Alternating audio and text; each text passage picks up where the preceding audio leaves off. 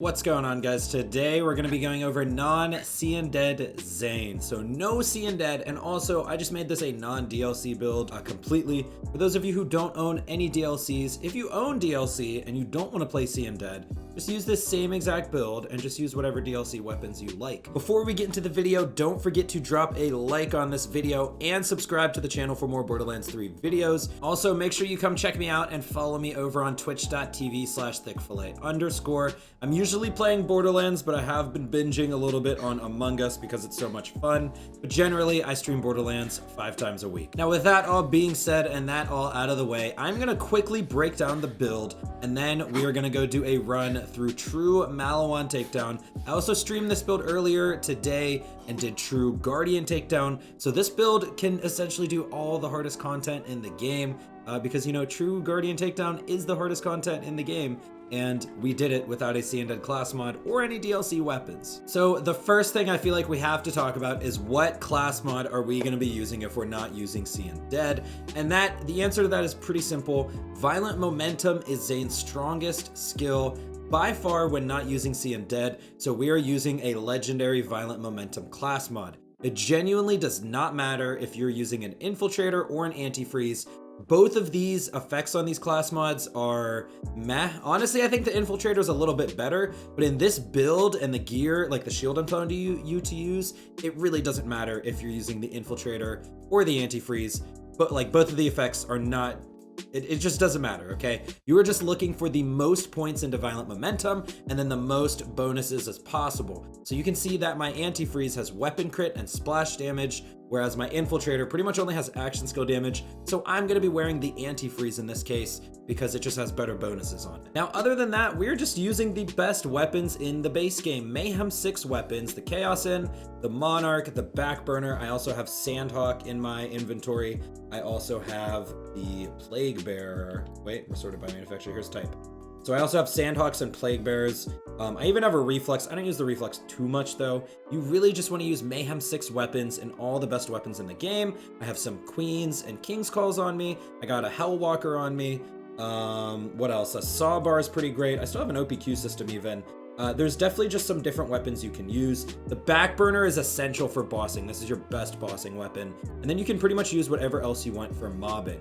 Now there's one main strategy I am using to tie all this together, and that is the Backburner and the Transformer. Now before you guys say, oh, you're just cheesing your shield or whatever, that is not our strategy at all. We are actually only specifically using this for one part of our gameplay loop, and that is action skill cooldown.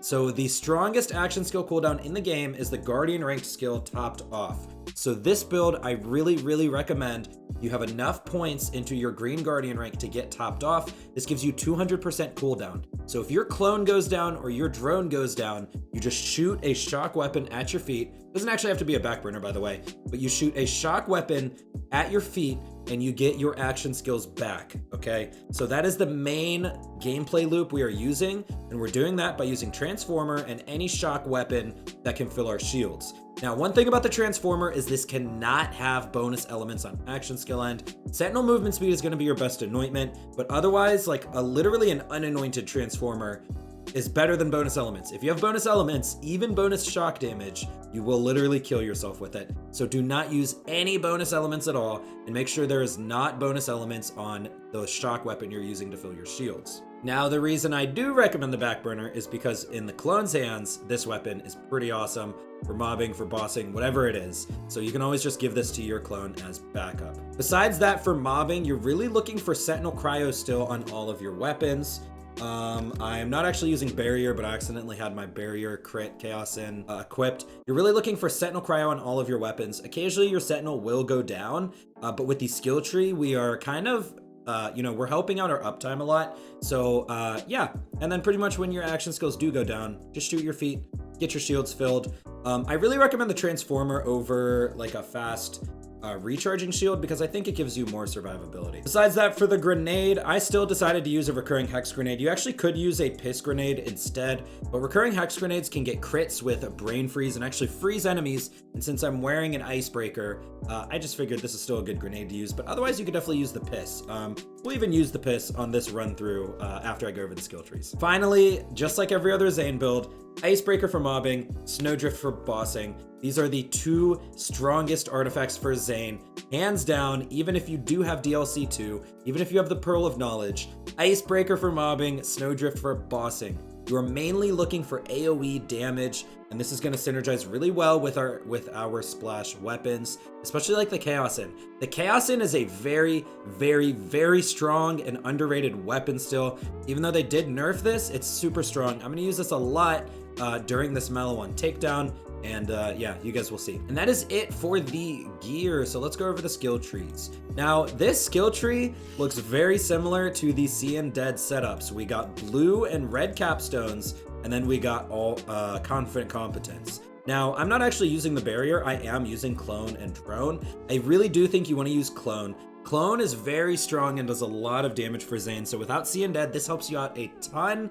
And then the drone not only can actually do some okay damage, but it's very important for Sentinel Cryo. Now, the main differences in this build compared to a Seein Dead build, you can basically see we're giving up playing dirty. Now, playing dirty is an amazing skill, and I love this skill. The thing is, though, without Seein Dead, it's really hard to keep this up consistently, especially with the uptime that Seein Dead gets. So I just left it out completely. 5 in Violent Momentum, 5 in Violent Speed, 1, 1, 1, 5 in Cool Hand, 4 in Violent Violence, and you notice we put 3 points into Good Misfortune. This helps with our action skill uptime. This keeps our action skills active. Next, let's just cover the green tree. It's really simple. Ready for action, Brain Freeze, and Confident Competence. The main skill we really want here is Brain Freeze. Because we're using Shock and a Transformer, these 3 skills don't matter. Even if, like, you can use Adrenaline if you want, but if you do the math on this, this doesn't really help your action skill cooldown as long as you have topped off in the Guardian rank tree. It really doesn't add that much. But you can take it if you want.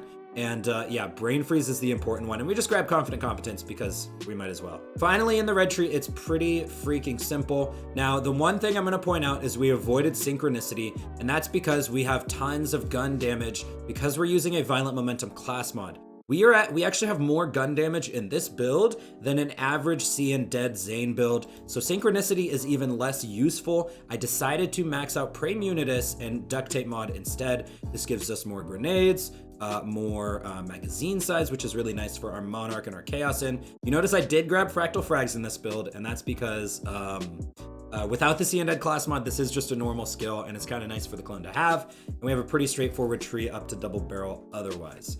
Now with that all said and done, let's go ahead and run true Maliwan takedown, no Seein Dead, and let's get this done. Alrighty, so it is pretty straightforward. And if you see here, the Chaosin actually does do some really good work still. And you can use this on characters other than Zane. Like, I still do believe this is a very strong weapon for Minesweeper Moes. I am slightly confused on why I don't see more people playing with this weapon. And yeah, we're just gonna run through the Maliwan takedown as if nothing else was going on. So let's try to get a freeze on this guy. Come on, down to earth. There we go. There we go. And the Hellwalker is a very, very good weapon against Maliwan backpacks. Like, we even got through that Stormchucker shield. We're gonna kill this Flamethrower heavyweight with a fire shotgun now. Mine does have Sentinel Cryo. Alright, maybe not. Now mine does have Sentinel Cryo, but look, there you have it. Eat and fight for your life. Let's bring Clone up a little bit. And you really just want your Clone to get a bunch of kills for you. He's gonna keep your action skills up really well. And like I said, whenever they go down, you just wanna shoot the back burner at your feet. Oh, I put him into a shock heavyweight. He has a shock weapon right now. Hellwalker's so good against Maliwan backpacks, it's actually kind of ridiculous. Alright, so both our action skills went down. Just gonna shoot this at our feet. Unfortunately, we have a dot on us. And you notice with topped off active, our Clone is right back. Our drone will be here any second. Let's just give the Clone the back burner this time.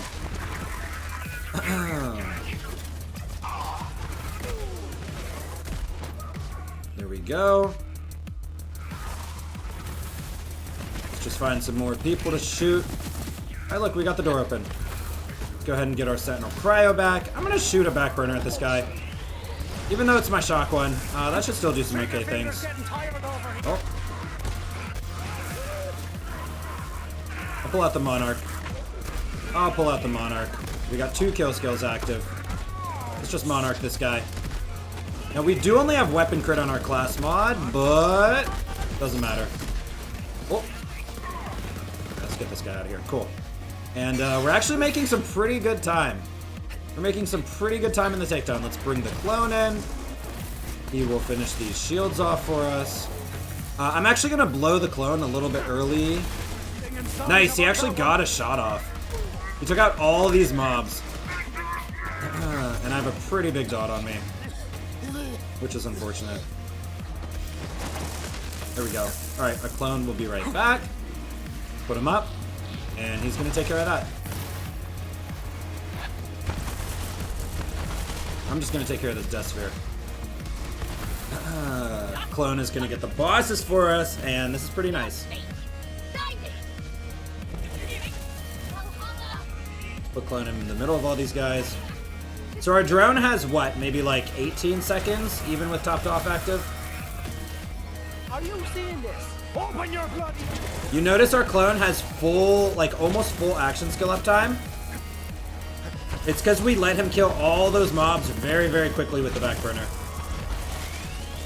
I'm gonna predict the dogs. Nice! I predicted correctly. And look, he kills those dogs for us. And look, his uptime is back. Good Misfortune is very strong without Seein Dead, but it's not nearly as strong as with Seein Dead. Our action skills are still gonna go down. Nice. Alright, we are probably actually gonna be able to do all the enemies. Alright. Go ahead and finish these guys. Here's the bosses. You guys can see how smooth this run was. I might end up putting this unedited, just to show you guys how smooth this run ended up being. And this is without Seein Dead. Our action skills lasted long enough. Max borrowed time, max good misfortune, topped off in a transformer for action skill uptime. And we did pretty well. Alrighty, so coming up on the Malawan Bridge. Let's go ahead and put our clone out. Just gonna start shooting dogs and death spheres. Dogs and death spheres on the bridge first, always. Did you see that? Ooh, looks like we took him out with a hollow point. Oh, our clone is down. Not actually sure how.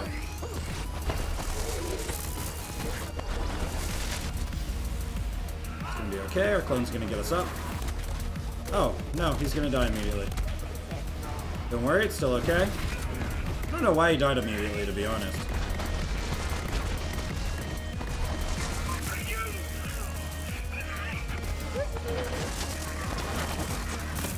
Let's go ahead and put him back up.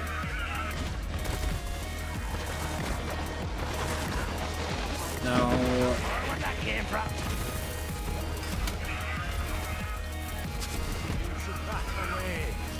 Now sometimes you gotta spam your feet a little bit with the back burner. Because the bridge gets a little bit hectic. A little bit too hectic sometimes, honestly. Now, we want to take out these badass dogs. We're going to have to target death spheres here soon, too. But these badass dogs are really a pain in the butt. Come on. Almost. Nice. Cloney Boy decided to target the dogs. Which I am okay with. Don't forget to clone swap as well. You're gonna have to watch his health to make sure that he's not dying.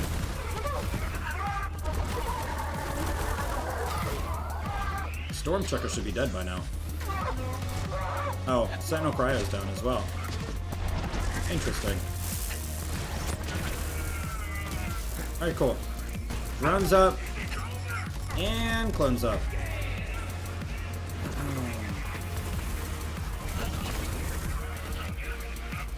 Let's go ahead and let Clone fight that ice heavyweight.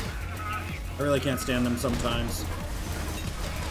Noticed I backed away from those barrels. Let's go ahead and take this dude with the chaos in. Nice. Alright, looking beautiful. That was a pretty clean bridge, I would say. Alright, right before we go to Wotan, remember what I said. Icebreaker for mobbing, toss on the snowdrift for bossing, and we're going to want to use a corrosive weapon against Wotan, so let's use the corrosive backburner. I'm probably just going to give this to clone, as well as shoot it at Wotan myself. There we go, let's set up our clone. And keep in mind you need kill skills, so you actually do want some of these guys to live. You want to target Wotan until you need kill skills again. Clone will randomly kill these guys for you as well. And you can see with a good slide, Violent Momentum goes crazy. Let's try to get some damage in before he hops up top. Oh, miss. Fail. Alright, it's all good. Notice we have no kill skills now. Oh.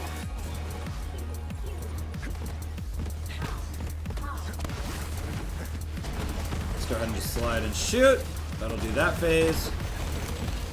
And like I said, it's pretty simple. Let's hop on in. It's all good, guys. Don't worry about it.